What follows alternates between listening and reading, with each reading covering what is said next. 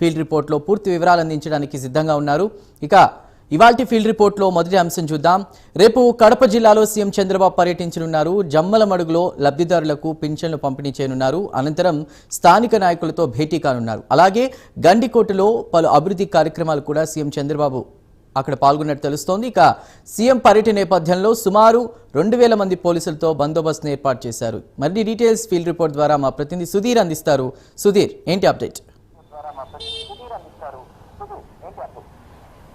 Good evening Chandu. ముఖ్యంగా చూసుకుంటే కనుక ఏదైతే రేపటి దినం కూడా పూర్తిస్థాయిలో కూడా కడప జిల్లాలో అయినటువంటి జమ్మలమడుగు నియోజకవర్గంలో రాష్ట్ర ముఖ్యమంత్రి నారా చంద్రబాబు నాయుడు కూడా పర్యటించారు. అయితే ఈ నేపథ్యంలో కూడా ఆయన పర్యటనకు సంబంధించి ఇప్పటికే అధికార యంత్రాంగం కావచ్చు, అటు జిల్లా పోలీస్ యంత్రాంగం కూడా పూర్తిస్థాయిలో కూడా ముమ్మరంగా ఏర్పాట్లు చేశారని చెప్పుకోవచ్చు. అయితే ముఖ్యంగా మనం చూసుకుంటే కనుక ఆయన రేపు ఉదయం దాదాపుగా 11:40 కూడా ఏదైతే గన్నవరం విమానాశ్రయం నుంచి కూడా ప్రత్యేక విమాన ద్వారం కూడా ఆయన కడప విమానాశ్రయానికి చేరుకోనున్నారు. అయితే ఇక్కడ దాదాపుగా కడప విమానాశ్రయంలో కూడా కడపకు సంబంధించినటువంటి టీడీపీ నేతలు కావచ్చు, అలాగే అన్నమయ్య జిల్లాకు సంబంధించినటువంటి టీడీపీ నేతలందరూ కూడా ఆయన అయితే కనుక కడప విమానాశ్రయంలో కూడా కలవనున్నారు. అయితే ముఖ్యంగా చూసుకుంటే కనుక ఇటు రాయచోటి అలాగే అటు ఏదైతే రైలుకోడు రాయంపేటకు సంబంధించినటువంటి కొంతమంది నేతలు కూడా రానున్న జెడ్పీటీసీ అలాగే ఎన్నికలు ఏది ఉన్నాయో దానికి సంబంధించి కూడా నారా చంద్రబాబు నాయుడు ముఖ్యమంత్రితో కూడా మాట్లాడేందుకు పెద్ద ఎత్తున కూడా ఎయిర్పోర్ట్లో సన్నాహాలుగా ఇప్పటికే చేసుకున్నారని చెప్పుకోవచ్చు. అలాగే దాదాపుగా వాళ్ళందరితో మాట్లాడిన తర్వాత కూడా ఆయన ప్రధానంగా అక్కడే ప్రత్యేక హెలికాప్టర్ ద్వారా కూడా హెలికాప్టర్ నుంచి ఆయన జమ్మలమడుగులో ఉన్నటువంటి మున్సిపల్ హై స్కూల్ ప్రాంగణానికి చేరుకున్నారు. అక్కడి నుంచి మనం చూసుకుంటే కనుక దాదాపుగా ఏదైతే గూడెం చెరువు ఉందో ఆ గూడెం చెరువు కూడా సీఎం వెళ్ళున్నారు. అయితే ముఖ్యంగా చూసుకుంటే కనుక ఏదైనా సరే 1వ తేదీ వచ్చిందంటే కనుక పూర్తిస్థాయిలో కూడా అవ్వాతాతలకు పెద్ద పండగ అని అంటారు. అలాంటి అవ్వాతాతలకు సంబంధించిన పెద్ద పండగ నేపథ్యంలో కూడా ఏదైతే ఎన్టీఆర్ భరోసా పెన్షన్ కార్యక్రమం కూడా ఉందన్నమాట.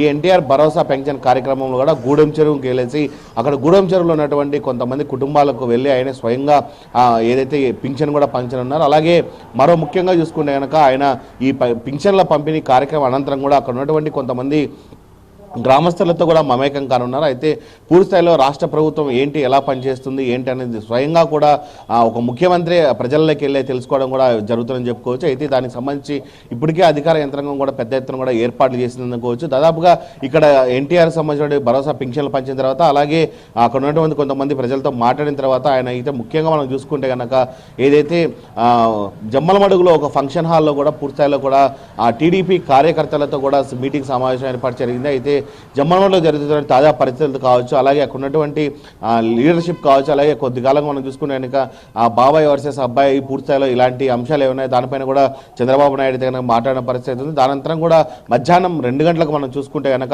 ఏదైతే ప్రజావేదిక ఏర్పాటు చేయడం జరిగింది. ఈ ప్రజావేదికకు సంబంధించి కూడా పెద్ద ఎత్తున కూడా భారీ బహిరంగ సభ ఏర్పాటు చేయడం జరిగిందని చెప్పుకోవచ్చు. ఇప్పటికే భారీ బహిరంగ సభ ఏర్పాటు కూడా పెద్ద ఎత్తున కూడా ఇప్పుడు ముమ్మరంగా సాగాయని చెప్పుకోవచ్చు. దాదాపుగా 2000 మందితో పూర్తిస్థాయిలో కూడా ప్రజావేదికను కూడా ఏర్పాటు చేయడం జరిగింది. దాని బహిరంగ సభలో కూడా నారా చంద్రబాబు నాయుడు కూడా అక్కడ మాట్లాడనున్నారు. దాదాపు అక్కడి నుంచి మనం చూసుకుంటే కనుక దాదాపుగా గంట సేపు కూడా మధ్యాహ్న అనంతరం కూడా పూర్తిస్థాయిలో కూడా విశ్రామం ఉంటుంది. దాని తర్వాత మనం చూసుకుంటే కనుక పూర్తిస్థాయిలో ఆయన అయితే కనుక గండికోట ప్రాంతానికి కూడా వెళ్ళడం జరుగుతుంది.